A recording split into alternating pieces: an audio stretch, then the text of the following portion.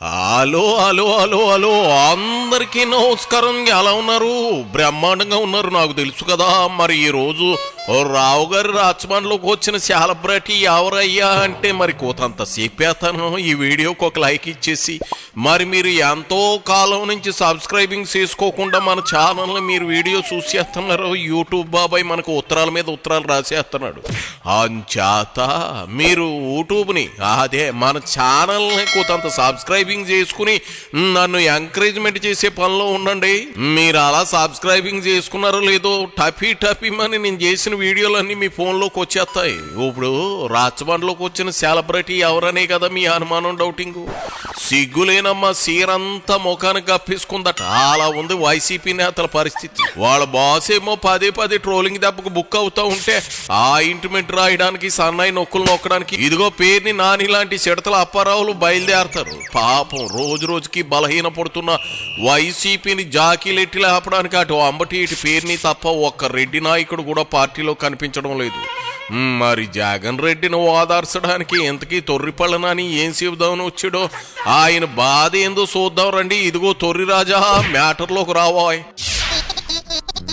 నారా చంద్రబాబు నాయుడు గారు నాయకత్వంలో 2 సంవత్సరాలు పరిపాలన పూర్తవుతున్న సందర్భంలో ఆయనకి పవన్ కళ్యాణ్ గారికి వాళ్ళ అబ్బాయి గారికి ఏమో పైలా పచ్చిగా సాగింది. ప్రజలు మాత్రం వాళ్ళ జీవితం అంతా కూడా ఒడిదొడుకులు, కష్టాలు, నష్టాలు, భరించలేనటువంటి రేట్లు, ఒక తిప్పలు కాదు, ఒక బాధలు కాదు. పిల్లలకి ఫీజులు కట్టరు ప్రభుత్వం, హాస్పిటల్లో మందులు దొరకవు, హాస్పిటల్లో వైద్య సేవలు దొరకవు, పెద్ద వైద్యానికి మెరుగైన వైద్యానికి కార్పొరేట్ హాస్పిటల్కి వెళ్తే వైద్యం అందదు, ఆరోగ్యశ్రీ లేదంటారు. ఎమ్మెల్యే దగ్గరికి వెళ్తేనే వైద్యం అంటారు. పేషెంట్ చావు బతుకుల్లో మధ్యలో ఉండి వాళ్ళ భార్య, వాళ్ళ కొడుకులు, పిల్లలు, కుటుంబం ఎమ్మెల్యే దగ్గరికి వెళ్ళి పడిగాపులు పడి లెటర్ తెచ్చుకోవాలి. నీ తాసారావుల బొడ్డు పేరుని ఏందేంది కూటమి ప్రభుత్వం జనానికి కష్టాలు పెడతా ఉందా? మరి మీరేం చేశారు? ఒక్కొక్కరిని కూకోబెట్టి గంధంగాని రాశారా? వెనకడికి నీలాంటిదే మా ఊళ్ళో ఒకటి ఉండేది. అది అంతే, ఎంత చేసినా తనకు ఆత్మాములు ఏమి చేయలేదనేది. ఒంటి నిండా నగలు మాత్రం మెరిసిపోయాయి. సరే పుట్టింట్లో ఏమైనా ఉందా అంటే అక్కడ అంతా డొల్లే, ఏమీ లేదు. మరి మొగుడు ఆత్మాముల వల్ల కాకుండా పుట్టింటి నుంచి పైసా రాక ఎక్కడి నుంచి వచ్చిందే ఇంత ఐశ్వర్యం అంటే సినిమా కష్టాలన్నీ తనవే అని చెప్పుకొచ్చేది. అలా ఉంది నీ వ్యవహారం. మీరు చేసిందేమీ లేదు కాబట్టి కదా జనం మూలం కూర్చోబెట్టారు. నిజంగా నువ్వన్నట్లు కూటమి నేతలు కూడా జనాన్ని విసిగించి కష్టాలు పెడితే 2029 నాటికి కింద పడేస్తారు. కానీ సపోర్ట్ ఆ టైంకి మేమే మీకు అండగా ఉంటామని చెప్పగలిగే దమ్ము, ధైర్యం మీకు కానీ మీ బాసు కానీ ఉందా? ఉంటే మాట్లాడు. ఆ సీన్ ఉందా? బరి తెగించినటువంటి ఏదో సామెతగా ఉంది. తినమరిగిన కోడి ఇల్లెక్కి కూసిందంట. అంటే నన్నే బాగా తినటం మరిగిపోయి నన్ను ఎవడేం చేయలేడు, నా పేక్ కోయలేడు, నన్ను మాంసం వండుకోలేడు అని చెప్పని ఆదివారం పూట కూడా ఇల్లెక్కి కూసిందన్న సామెత ఉంది. నారా లోకేష్ గారు, ఈ రాష్ట్ర ముఖ్యమంత్రి చంద్రబాబు నాయుడు గారు కొడుకు చెప్తాడు, అవును బాయ్ ఇస్తాం బాయ్, ఎకరం కాదు, 2 ఎకరాలు కాదు, గజం కాదు, మొత్తం అంతా రూపాయికి ఇస్తానన్నమాట. ఎవరాస్తిది? అవినీతి చేయటానికి బరి తెగింపు, భయం లేదు, బాధ్యత లేదు. ఆఖరికి ఈ సమాజానికి పిల్లల్ని, అంటే ఈ సమాజానికి పౌరుల్ని, ఉత్తమమైనటువంటి ఉద్యోగస్తుల్ని, ఇంజనీర్లని, డాక్టర్ని, సైంటిస్టులని, న్యాయవాదుల్ని, ఇలా వారు వీరుని లేకుండా సమాజానికి మంచి పౌరుల్ని తయారు చేసి బయటికి పంపాల్సినటువంటి విద్యా వ్యవస్థలో కూడా స్కాములు చేసేటువంటి దౌర్భాగ్య స్థితి. ఇదిగా తేనమారిగిన కోడి చికెన్ షాప్ ఎక్కి తోడగొట్టిందట. అది సామెత.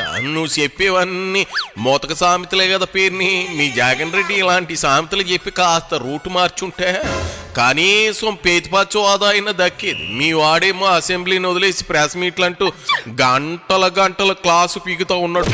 అంత రొట్టకొట్టుడే, కొత్తదనం ఏమీ లేదని సదరు జర్నలిస్టులు జుట్టు పీక్కుంటా ఉన్నారు. ఆఖరికి సాక్షాత్తు హైకోర్టు మీరు మెరిట్ లిస్ట్ ప్రకటించండి అంటే కూడా ప్రకటించకుండా కోర్టును కూడా కాలిగోటుతో సమంగా చూసినటువంటి ప్రభుత్వం. ఆఖరికి నిస్సహాయ స్థితిలో బెంచ్ మీద నుంచి ఆ జడ్జి గారు ఎన్ని మురికి తిట్లు తిట్టాలని తిట్టాడా ఐఏఎస్ ఆఫీసర్లని, ఆ వెనుకున్నటువంటి విద్యాశాఖ మంత్రి. అయినా భయం లేదు, వెరుపు లేదు. బరి తెగింపు. మెరిట్ లిస్ట్ లేకుండా మెరిట్ ఎగ్జామ్ కండక్ట్ చేయడం ఏంటో ఎవరికి ప్రపంచంలో అర్థం కాదు. మెసేజ్ వస్తుందంట, యు ఆర్ సెలెక్టెడ్. ఎవడాడు యు ఆర్ సెలెక్టెడ్? ఎవడాడు? ఎందుకు సెలెక్ట్ చేశారు? ఏ కేటగిరీ కింద సెలెక్ట్ చేశారు? ఓపెన్ కాంపిటీషన్లో సెలెక్ట్ చేశారా? బీసీ కేటగిరీ కింద సెలెక్ట్ చేశారా? ఎస్సీ కేటగిరీ కింద చేశారా? ఎస్టీ కింద చేశారా? లేదా వికలాంగుల కింద చేశారా? స్పోర్ట్స్ కోటాలో చేశారా? ఏమంతా మాయా మత్స్యంద్ర. ఇంతకన్నా పచ్చి మోసం దగా ఇంకేం కాలేదు. అంటే దిగజారి చంద్రబాబు నాయుడు ప్రభుత్వం దిగజారి అవినీతి చేస్తుంది, భ్రష్టు భ్రష్టిస్తుంది. అందుకాకి ఈ డిఎస్సి జరిపినటువంటి ఈ మెగా డిఎస్సి మెగా స్కామ్ కంటే ఇంకా మనకేం కావాలి ఈ రాష్ట్రంలో? ఇదిగో పేరుని దేవుడు నోరిచ్చాడు కదా అని తెగవాగ మాకు. మూతి మీద జనం వాతలు పెట్టేయగలరు. ప్రతి ఏడాది జనవరి 1వ తేదీన జాబ్ క్యాలెండర్ అన్నాడు జగన్ రెడ్డి, ఇచ్చాడా? మాట తప్పి మడం తిప్పాడు. మరి మెగా డిఎస్సి అని కాలయాపన చేశాడు. కూటమి ప్రభుత్వం వచ్చిన ఏడాదిన్నరలో డిఎస్సి ఇచ్చి 17,000 పోస్టులు ఇచ్చింది. అంత శుభ్రంగా జాబులు చేసుకుంటా ఉన్నారు. పాపం వాళ్ళ నోట మాటికి కొట్టాలని చూస్తే జనం ఈసారి ఓట్లతో కాదు చెప్పులతో కొడతారు. ఎంత మోసగారి ప్రభుత్వం అంటే ఎన్నికల్లో జగన్ కన్నా మేము ఎక్కిస్తామని చెప్పారు. జగన్ కన్నా ఎక్కువిస్తాం, సంపద సృష్టిస్తాం, సంపదలోంచి జనాలకు పంచి పెడతా ఉన్నారు. ఇది ప్రజాగాళం పేరుతో మేనిఫెస్టో, 2024 మేనిఫెస్టో. ఇవాళ జగన్ను చూసి గర్వంగా చెప్తాను, జగన్ దగ్గర నేను ఎమ్మెల్యే చేశాను, మంత్రి చేశానని. ఎందుకంటే మా ప్రభుత్వంలో విఆర్ఓ ఆఫీస్ దగ్గర నుంచి చీఫ్ సెక్రటరీ ఆఫీస్ వరకు వైఎస్ఆర్ కాంగ్రెస్ పార్టీ మేనిఫెస్టో అతికిచ్చి ఉండేది తలుపుల మీద.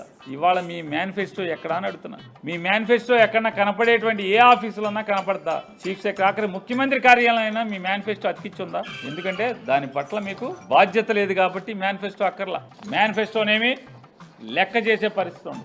మేనిఫెస్టోని లెక్క చేయకపోగా అన్ని ఇచ్చేసామని చెప్తున్నారు బరి తెగించి. ఇచ్చారో లేదు జనానికి తెలుసు కదా పేరుని. నువ్వు ఇవ్వలేదంటే ఇవ్వనట్లా ఏటి? నీ నోరు తెరిస్తే ఆబద్దాలనే విషయం బందరు జనానికి కాదు, యావత్ ఆంధ్ర జనానికి తెలిసిలేవయ్యా. ఇంకో ముచ్చట ఏమైనా ఉంటే చెప్పు. ఇక్కడ నీకు కొటేషన్ కొట్టాలయ్యో. నువ్వు నక్కకి ఎక్కువ కుక్కకి తక్కువ. ఇది నా కొటేషన్ కాదయ్యో, జనం అనుకుంటా ఉన్నారు. మరి శివరాఖరిగా ఒక్క ప్రశ్న హత్త, నిజాయితీ ఉంటే నిజం చెప్పు. ఇది మాత్రం ఫైనల్. సూపర్ 6 ఇచ్చారా లేదా? సూపర్ 6 సక్సెసా కాదా? అదొక్కడు చెప్పు. ఒక్క మాటలో చెప్పు, సొలి చెప్పమాక. Super 6 super hit, super 6 super hit. చాలు, ఇది ఒక్క మాట చాలు మీ జగన్ ని తోలు వలవడానికి. సూపర్ 6 సూపర్ హిట్ అని నువ్వే నీ నోటితో చెబుతున్నావు అంటే నీకు గట్టిగానే జ్ఞానోదయం అయిందని యో పేరుని. చాలే, బయలుదేరు. పక్కన ఉన్నోడు కూడా ముఖం అదోలో పెడుతున్నాడు. ఇక సర్దుకో, తొర్రు రాజా సర్దుకో.